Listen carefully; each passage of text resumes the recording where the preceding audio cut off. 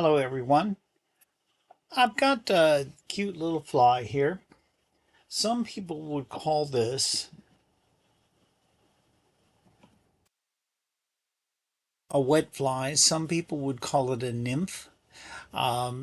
This is similar to a nymph that is in Charlie Craven's book, Tying Nymphs. So shout out to Charlie over there. A little different, but the basic components are still tied in the same. I've changed the back end of the nymph just a little bit. In Charlie's nymph, he brought the goose quill all the way around the bend of the hook.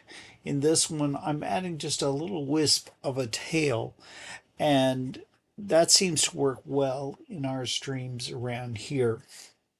So I'm going to take this out. The materials that we're going to be using, first off, I'm using Core brand. This is a size 14 nymph. This model number 1710. It's a pretty good hook.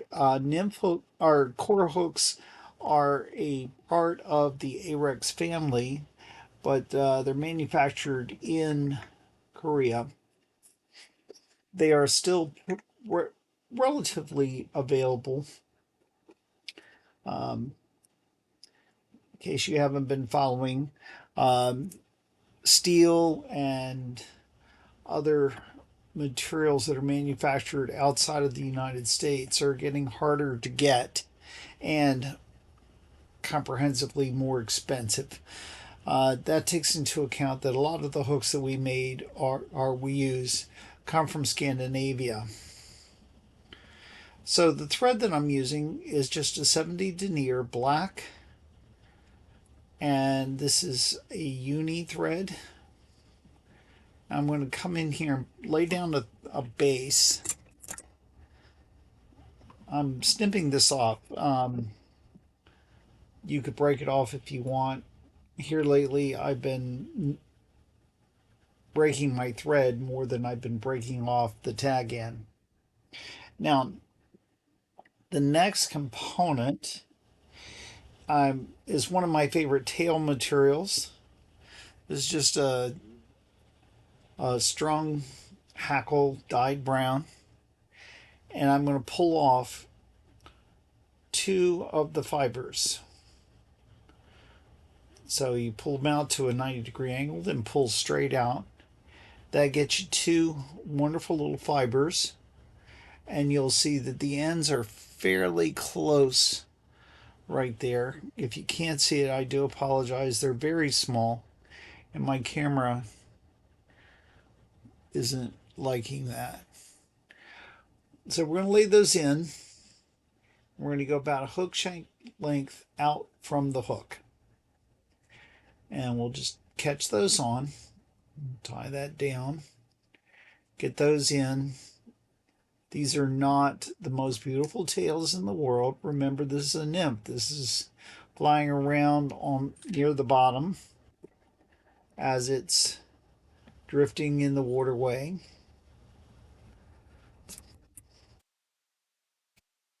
Now I'm going to lay a base of thread, catching all of those fibers in. And I'm going to put just a slight taper in this thread by coming about 2/3 of the way down. And then coming another third down. That's going to help build up that slight taper. Now I'm going to bring my thread all the way to the rear of the fly, just before those tail fibers. And you saw them twitch a little bit there. I'm going to let my thread untwist. Now this is a turkey biot, and turkey biots are pretty wonderful things. Now some people tie these in so that you can get a little fuzzy rib. In my version of this fly, we're going to tie it in so that you don't get that. It's going to be a fairly smooth, very similar to a quill body. Okay. So we're going to tie this in. And a little bit about these biots. You'll notice that there's a thicker part and a thinner part. The thinner part is what you're actually wrapping. The thicker part is what gives you that fuzzy ribbing look. I'm going to tie it in to get a smoother version of that. So I'm going to tie it in with that thicker part kind of towards me and the biot curling up. And what that does is that makes it so that when this lays down, this is going to lay down in a thinner pattern. And it's not going to give you that fuzzy rib that some people think of when they're using turkey biots. This is a little bit different, but it's going to work great. Okay, now we're going to take this, and you could wrap it like this if you want, but I have the ability and the desire to use hackle pliers on that, and I just totally blew that half hitch apart, didn't I? It's okay. We can try it again. Watch this little trick. That makes it so much easier. And if I could do this in slow motion, I would, and show you that fancy little move. Maybe I'll do a whole video on that. Okay.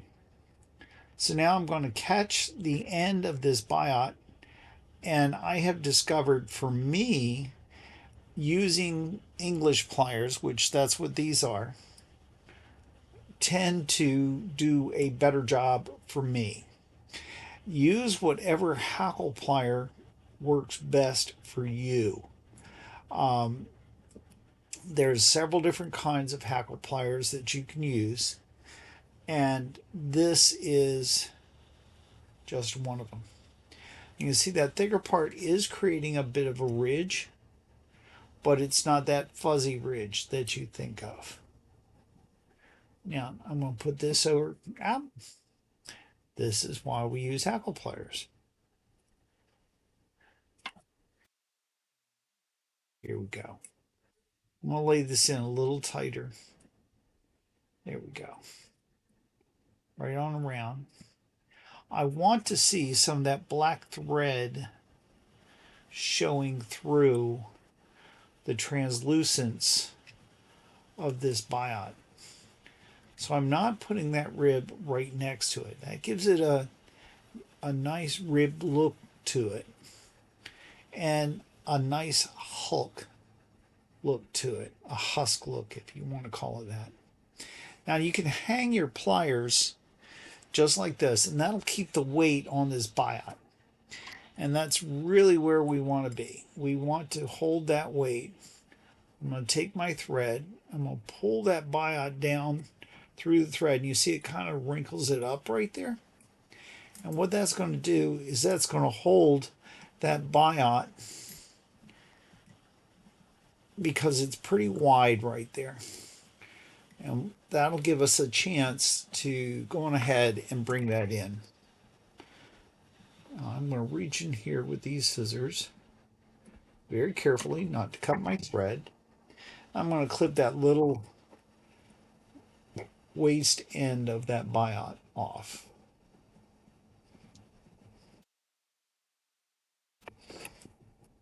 At this point, we're going to take a little bit of Sally Hansen's. Now, if you are using UV resins, you can put a thin UV on here. And many of you have seen me talk about it before. To use Solaren's thin bone drying. I got a little too much on there, so I'm going to just kind of get some of that off with my bodkin here. And just spread that out, make that a little bit more waterproof there. That'll help that biot survive. Now, we don't have to let that cure, because we're going to do some more work with this fly, and it'll dry by the time we get done. Okay. Next, I'm going to use a little bit of touch dub. This is actually low tack dub from J Stockard. Uh, this is a great little wax. Just a little dab on there. And the dubbing I'm using is from Nature's Spirit. This is Hair's Mask dubbing. I'm going to use some black and just a little bit of it. That's too much right there. I've got wax on my fingers, so it's wanting to stick. So we're going to put just a little puff of that dubbing on there. Remember, you can always add dubbing. If you get it on there too thick, you've got too much going on. And we're just going to do a simple noodle on this. We're not going to do a dubbing loop or anything like that. I want that to kind of be a little fuzzy right there. Now that's going to build up a nice stout thorax on that fly. I'll move my shirt so you can see that a little better. There you go.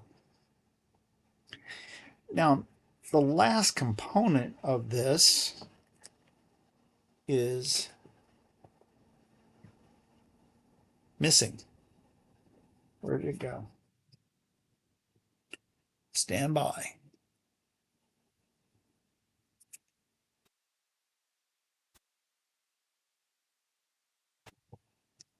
And what I'm looking for is some black hackle.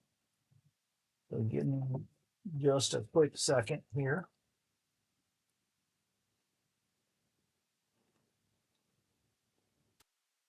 And the current black neck hackle that I'm using is a Metz. This is kind of a vintage hackle now. This is a number 2, so it's not the best out there. This certainly isn't a platinum or a select whiting, but it is a good hackle.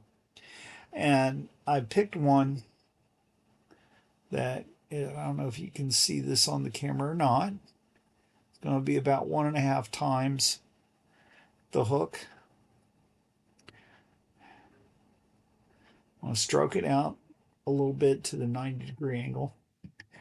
And normally I would just pull some of those fibers off. And if I'm doing one of my dry flies, that's what I'm doing. But for this one, we want to use some of the very end of these fly fibers. And so I'm kind of creating a little bit of a comb. I don't know if you can see that or not. Get that in there. But those little fibers are sticking up. Little tiny short pieces of that fiber. Now we're going to put this with the concave side down. So curve side down. Catch that in.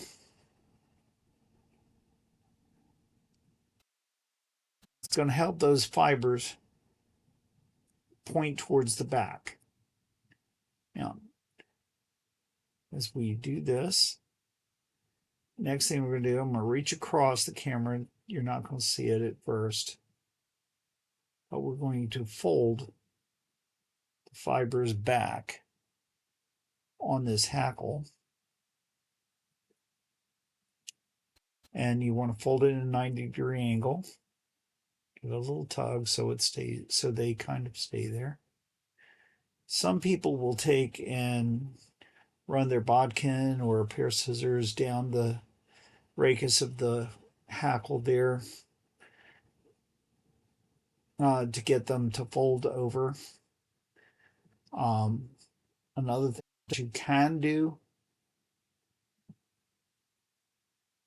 is that you can strip the fibers off of one side, and that does essentially the same thing, but it makes you have to do more wraps. And we want this to be kind of a sparse right here. This is more of a wet fly than it is anything else. So we want to keep that hackle there sparse. So I've gone around it about 3 times. there. Now, how many times you wrap it will depend on your hackle. Each hackle has different characteristics as far as how many fibers it has and things. We're going to pull those fibers back and hold them back as we wrap over that with our thread. Got a couple little strays there. I could call those antennae and leave them because they are that tight. Okay, but we're pushing that back, and you see we're getting that wet fly profile that's there, that wet nymph. Now, I'm going to start a whip finish, and this takes a little bit of finger dexterity and a little bit of advanced holding here, where my training as a magician comes into play. And put just a little touch of Sally Hansen on this thread right there. Now that's going to help bind that thread down and get it to stick without getting so much head cement on there that you just goop up the whole end of the thread or fly. Now I'm going to pop that thread loose.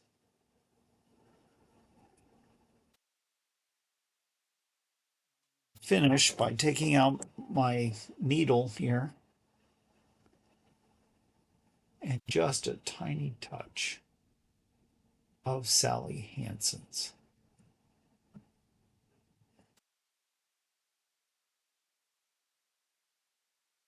That's it. That is a nice little wet fly.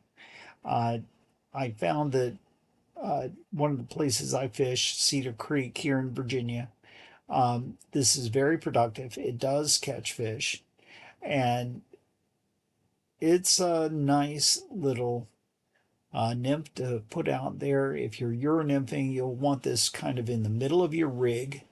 This is not a point fly. This is not a bottom nymph. This is something that's going to be floating in the water column that fish will get there. Quite oftentimes you'll see the fish hovering kind of halfway up in the water column, and they're looking for nymphs like this, especially if they're not hitting the surface at all.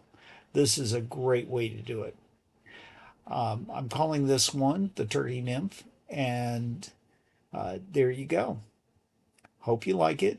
And I've got a new thing coming out where if you can take a picture of one of my flies tied like my videos and put it or message me on it, tag me in your social media with it, attainableflies.com, FLIES.com,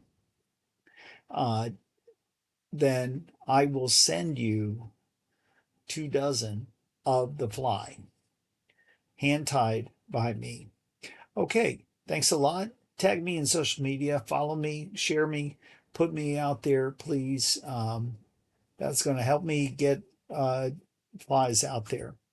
For those who'd like to meet me in person, I will be appearing at the Fly Fishers International booth at the Virginia Wine and Fly Fishing Festival on Friday, January 9th, and on Saturday, January 10th. I'll be out there for meet and greet. There's going to be some great people there, and hope to see you there. If you do, say you saw it on attainableflies.com.